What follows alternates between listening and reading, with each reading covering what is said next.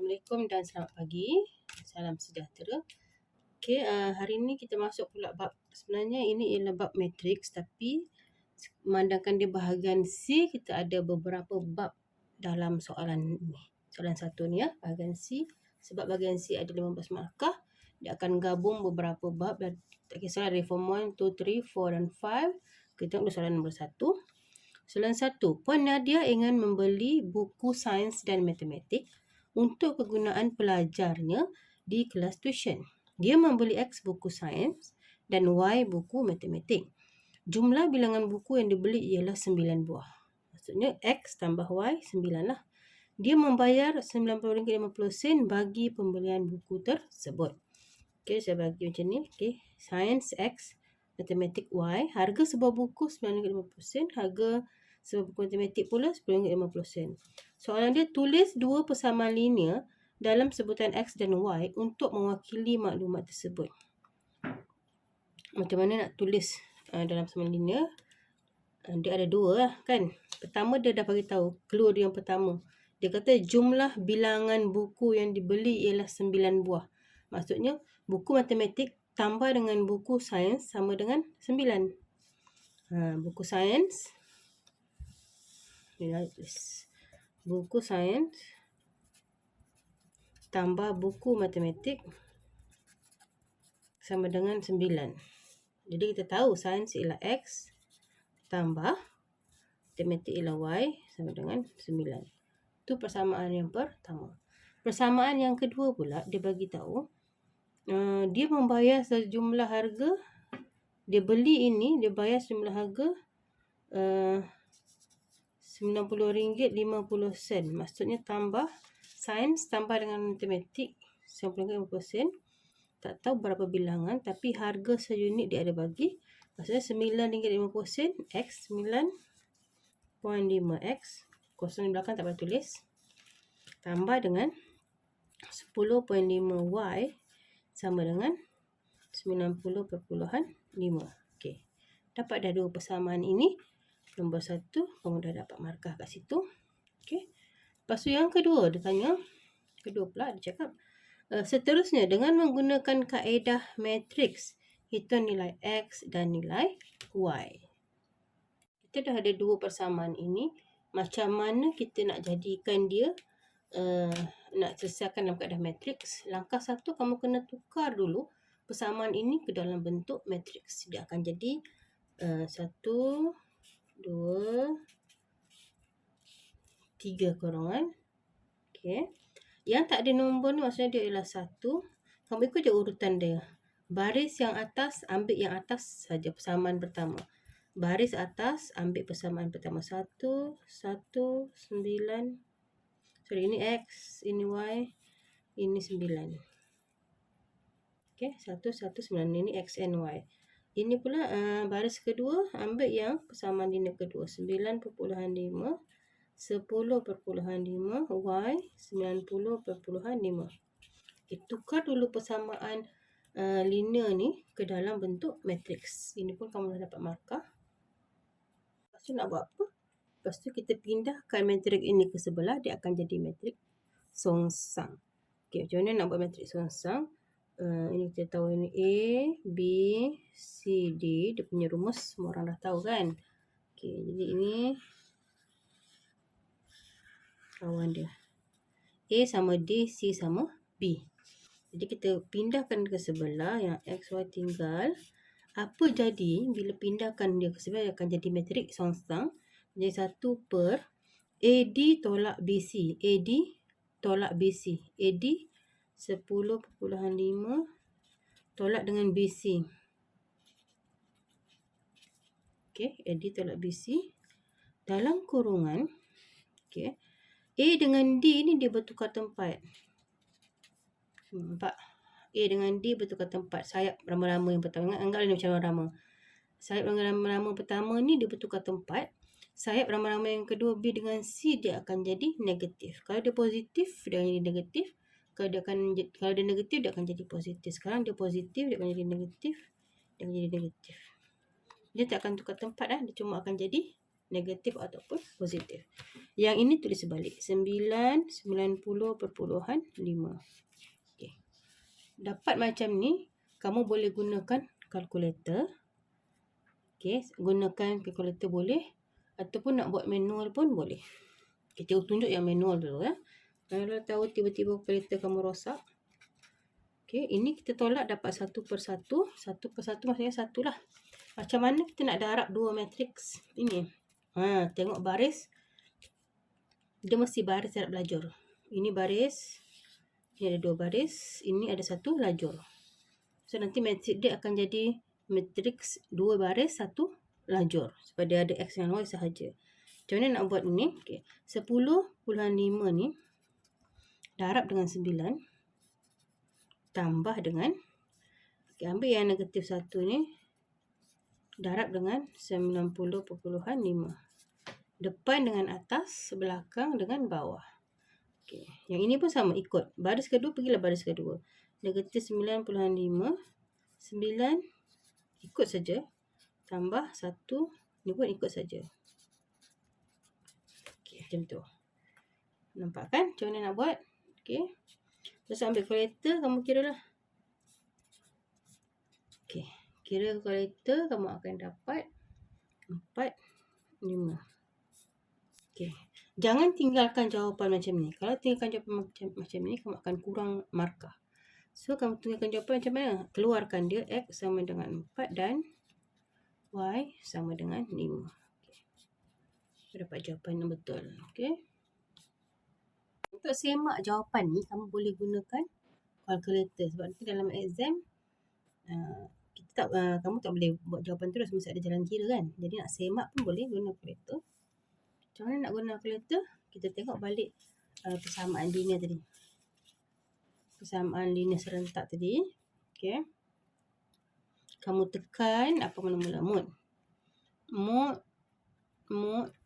Mod 3 kali. Lepas tu kamu tekan equation 1. Tekan 1. Lepas tu kamu tekan 2. Unknown kan? Tekan 2. Okay, dia keluar A1 sah. A1 ialah tengok persamaan yang pertama. A1 di sinilah. Ini A1. A1, B1, C1. Yang ini A2, B2, C2. A1 ialah 1, tekan 1, tekan sama dengan. B1 ialah 1 juga, tekan 1, tekan sama dengan. C1 ialah 9, tekan 9, tekan sama dengan. Dia keluar A2 kan. Dia keluar A2, A2 ialah 9.5, tekan sama dengan. B2 10.5, tekan sama dengan. C2 ialah 90.5, tekan 90.5, tekan sama dengan. So, dapat X sama dengan 4. Tekan lagi sekali sama dengan, kamu dapat Y sama dengan 5. So, itu untuk semak jawapan kamu. Okay. Soalan B, masih lagi bahagian C tadi, soalan 1, tapi B pula. Kedai buku di mana Puan Nadia membeli buku telah menawarkan belian atas belian terhadap dua jenis pen yang bernama P dan Q. Okay. Jadual di bawah menunjukkan harga sekotak pen jenama P dan jenama Q. Okay, kalau jenama P harga dia RM8, Q harganya RM12. Okay. Jumlah bilangan pen yang dibeli tidak boleh melebihi 11 kotak. Tidak boleh lebih 11 kotak. Lepas tu sekiranya, okay, soalan nombor 1. Sekiranya Puan Nadia mempunyai RM96, tuliskan dua ketaksamaan linear selain daripada X lebih besar atau sama dengan kosong dan Y lebih besar atau sama dengan kosong untuk mewakili situasi itu. Ada dua persamaan di sini. Pertama, kita tahu dia jumlah pen, bilangan pen dia beli tak boleh lebih 11 kotak. Katakanlah P ialah X, katakanlah Q ialah Y. Saya katakan macam tu. Tulis kat kertas kamu tu. Jadi untuk jawab soalan nombor 1, P ialah X, Q ialah Y. Jadi dia kata tidak boleh lebih 11 kotak. Maksudnya X tambah dengan Y. Kalau tak boleh lebih, kita gunakan simbol apa? Simbol lebih kecil atau sama dengan 11. Maksudnya dia tidak boleh lebih. Kurang okey, boleh. Okey.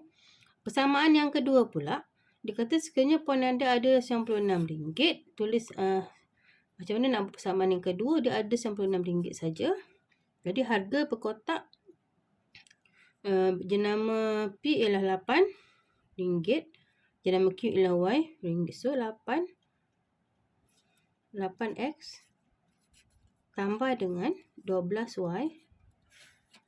Okey, juga tak boleh kurang ataupun juga kurang atau sama dengan, bukan tak boleh, kurang atau sama dengan 96. Kalau lebih tak cukup lah duit dia kan. Okey, dapat sudah 2 ketaksamaan linear. Nombor 2. Pada grid segi 4 sama yang disediakan di ruang jawapan, lukis dan lorek rantai yang memuaskan situasi itu. Dia suruh kamu lukis. Jadi sebelum kamu lukis, kamu kena buat dia punya garis lurus. Okey. Kita dah dapat 2 persamaan tadi kan. X tambah Y. Pertama X tambah Y 11. Kan? Jadi kita buatlah persamaan garis lurus dia. X tambah Y sama dengan 11. Kita nak cari. Jadi bila X sama dengan 0, Y sama dengan 11. Yang kedua, bila Y sama dengan 0, X sama dengan 11. Ataupun kamu boleh buat macam ni. Boleh juga buat kotak. Terpulang pada kamu. X, Y, macam tu. Buat senang. Bila X kosong, Y 11. Bila Y kosong, X 11. Sama juga. Sama ada nak buat macam ni ataupun nak buat dalam bentuk jadual. Dua-dua boleh terima. Jadi kita dapat dah yang pertama. Bila X kosong, Y 11. 11 kat sini. 11 ni 12 kan. So 11 tengah-tengah sini. Satu lagi bila Y kosong, X juga 11. 10, 11. Lepas tu ambil pembaris. Kita boleh gariskan kita punya. Garislah, sambungkan tadi yang kita dah buat 11-11 tadi. Sambung. Itu ialah X tambah Y sama dengan 11. Okey.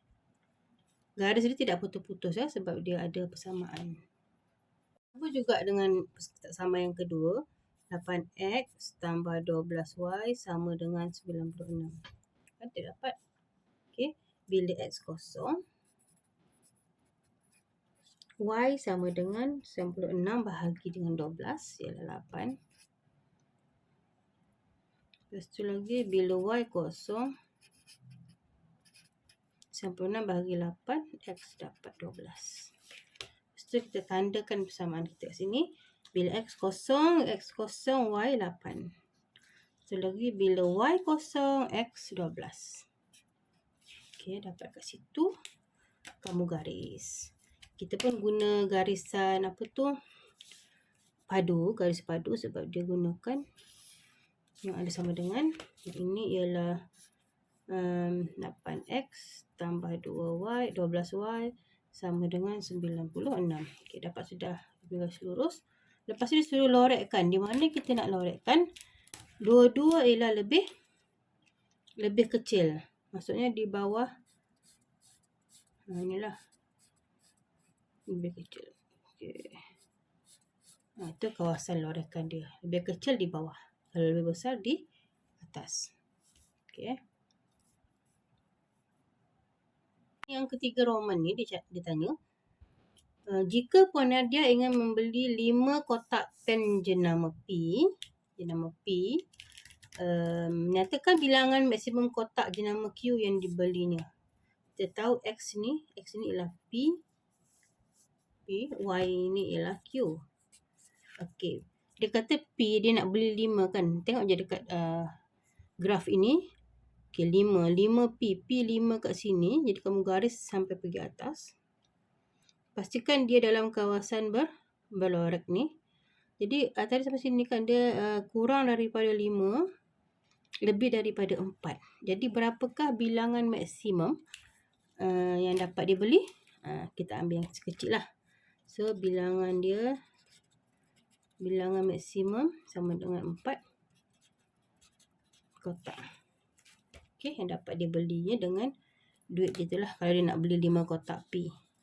Kalau nak beli 5 kotak P, dia bilangan maksimum dia beli yang kotak Q ialah 4 kotak sahaja. Ada lagi soalan C. Tadi yang B tu ialah soalan ketaksamaan linear. Form 4 bab 6. Sekarang soalan C pula ialah soalan kebarangkalian. Juga form 4 kebarangkalian bab 9. Okay? Soalan dia ialah pada hari tersebut, kedai buku itu telah menawarkan cabutan bertuah dengan setiap pembelian sekurang-kurangnya 100 di dalam satu resit.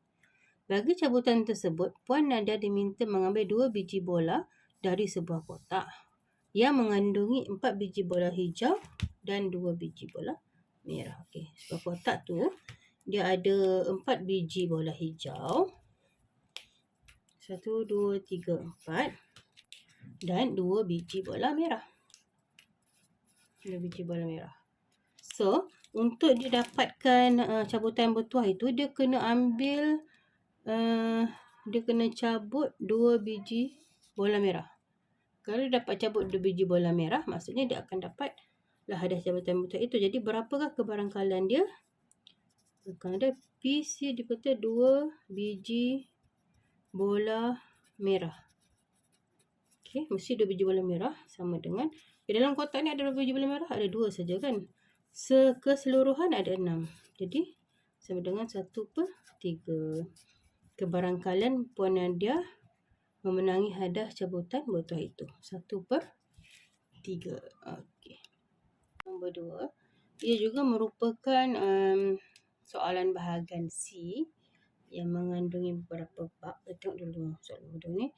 Brad adalah seorang jurujual kenderaan.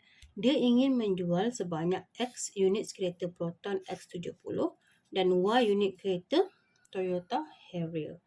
Okey, ini Toyota Harrier dengan Proton X70.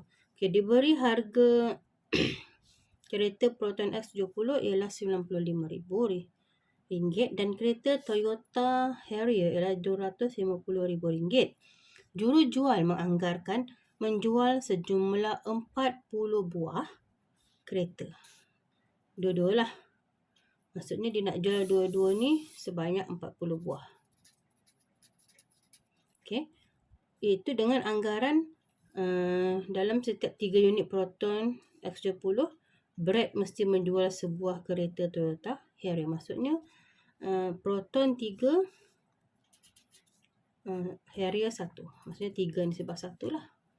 Maksudnya 3 nisbah 1 berapa bilangan Proton Harrier dengan Proton X70 dengan Harrier Toyota. Apakah bilangan dia nak jadikan dia 40. So dia jual dalam nisbah 3 nisbah 1. Okay, soalan dia, hitung bilangan kereta Proton X70 yang dijual oleh Brad. Okay, dia nak Proton. Okay, maksudnya 3 tambah 1 ni 40 kan? 4 kan? Jadi 3/4. Maksudnya dia adalah 3/4 daripada 40 buah kereta. Jadi dia akan dapat 1/30 lah. 30 buah. Untuk soalan nombor 1. Okey. Nombor 1 dapat 30 buah. Okey. Lepas tu soalan yang kedua. Soalan kedua, jumlah perbezaan harga bagi semua kereta tersebut. Kalau Proton dia jual 30 buah, maksudnya Toyota dia jual berapa? 3/1. Jadi 10 buah lah. Untuk jadikan dia 40 buah. Betul tak? Okey, jadi berapakah jumlah perbezaan harga bagi semua unit kereta tersebut? Jadi berapa beza dia? Carilah dulu Toyota Proton 30 buah. Harga seunit ialah RM95,000. Kan?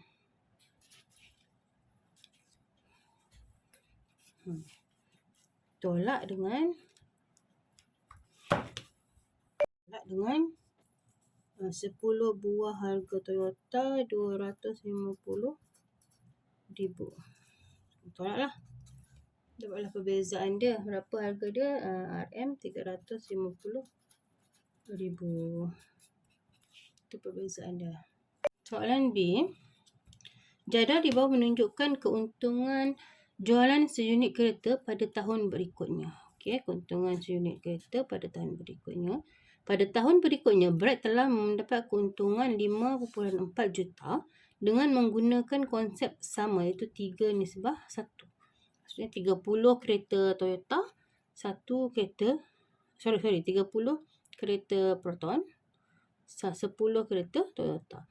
Jadi tulis dua persamaan linear yang melibatkan X dan Y berdasarkan maklumat di atas. Kita tahu kan, kita katakanlah Proton itu ialah X. Kita dibagi ke atas ni sekejap ya. Itu persamaan pertama. Kita tahu dia kata X ini sebah Y digunakan X ini sebah Y sama dengan nisbah ya. 3:1. Digunakan ini kan. Jadi kita buat dalam bentuk persamaan sama dengan 3/1. Darab silang dan dapat X sama dengan 3Y. Persamaan pertama, X sama dengan 3Y. Sebab kita nak buat dalam bentuk matriks, jadi kita kena jadikan dia sama dengan kosong. X tolak 3Y sama dengan kosong. Saya jadikan persamaan begini. Sebab kita nak guna keadaan matrik untuk tentukan bilangan. Itu persamaan pertama. Persamaan yang kedua pula, dia kata dia dapat 5.4 juta. Persamaan kedua, 1,500X tambah dengan 9,000Y sama dengan 54 juta. 5.4 juta. 5,400,000. Itu maksud dia. Okay, sebab terlampau banyak kosong ni, kita boleh bahagi ni semua dengan 100. Sebab nak hilangkan kosong banyak-banyak tu. 15X tambah 90Y sama dengan 54 tinggal 54,000. Persamaan yang pertama. Persamaan yang kedua. Okey.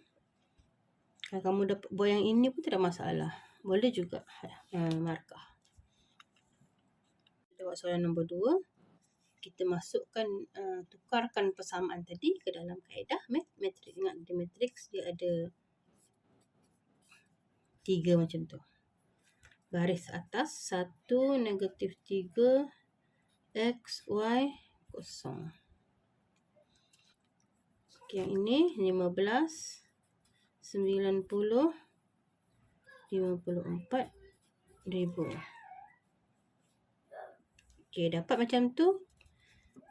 Kita tukar tempatlah matriks songsang sama dengan 1 per, ingat AD tolak BC tolak dengan -3, 15. Okay, apa jadi dengan matriks yang ini? A dengan D bertukar tempat. Yang negatif jadi positif, yang positif jadi negatif. 54,000. Okey, macam tu. Sama dengan, ini kita dapat 1/135. Okey, selesaikan baris sama lajur. 90, kosong tambah 3, 54,000. Baris dengan lajur. So, baris kedua dengan lajur pertama ni. -15, kosong tambah 1, 54,000. Okey. Lepas tu kamu tambah ni. Lepas tu bahagi dengan 135. Dah tambah ini, bahagi dengan 135. Okey, kamu akan dapatlah 1,200. Yang bawah pun sama. Kamu tambah ni. Lepas tu bahagi dengan 135. Kamu akan dapat 400. Ingat, jawapan mesti keluarkan. So, X sama dengan 1,200 dan Y sama dengan 400. Okey, dah siap. Itu jawapan kita untuk hari ini. Soalan C, dia tanya, jadual di bawah menunjukkan perbelanjaan bulanan bagi Brad. Okey, Brad. Ini dia punya perbelanjaan. Brad menetapkan matlamatnya seperti berikut. Dia nak beli kereta RM95,000 dengan bayaran pendahuluan sebanyak RM9,500 dalam tempoh 7 tahun. Gaji bulanan Brad ialah RM4,800 termasuk allowance intensif. Brad juga ingin menyimpan 10% daripada gajinya untuk dana kecemasan. So, dia simpan RM480. Okey. Jadi, adakah matlamat kewangan yang ditetapkan berpandukan pada konsep SMART? Jelaskan jawapan anda. Okey, ya ke tidak? Kita tengoklah. SMART tu ada S, M, A, R, T. Kan? Specific, measurable, attainable, realistic, time. Itu SMART. Okey. Adakah dia punya jawapan dia lah iyalah, dia memang gunakan kaedah SMART sebab S spesifik. Dia spesifik, dia nak membeli kereta baru dengan bayaran pendahuluan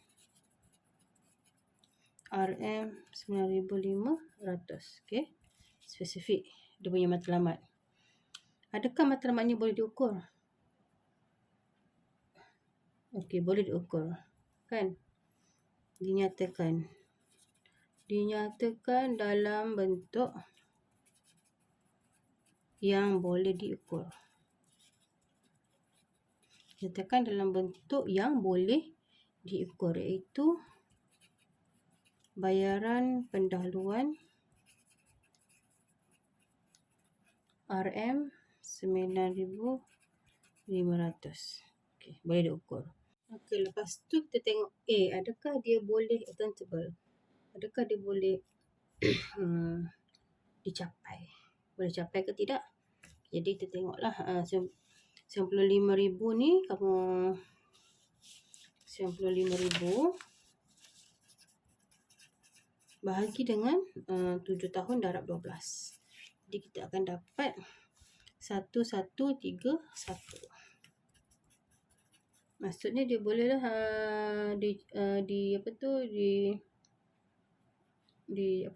dicapai lah kan, boleh dicapai sebab Brad memerlukan, ini untuk A Brad memerlukan simpanan sebanyak RM1131 untuk apa? Untuk membeli, sambung kat sini lah ya. Untuk membeli kereta baharu merupakan matlamat yang boleh dicapai.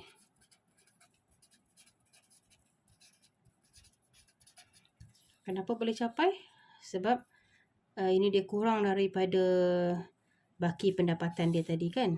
Bagi pendapatan dia kita kira 1620. Okay. R. Adakah dia realistik? Realistik atau tidak? Ialah sebab jumlah simpanan bagi pembelian kereta hanyalah RM1311, iaitu 27.3% daripada pendapatan bulanannya. Okey. Lepas tu T ialah time bound, masa dia dikategorikan sebagai jangka panjang. Kerana apa? Dikategorikan sebagai jangka panjang, iaitu selama 7 tahun. Jadi maksudnya cik siapa ni nama dia tu? Brad. Okey. Berat ni smart lah. Dia menggunakan konsep smart untuk membeli kereta. Itu sahaja.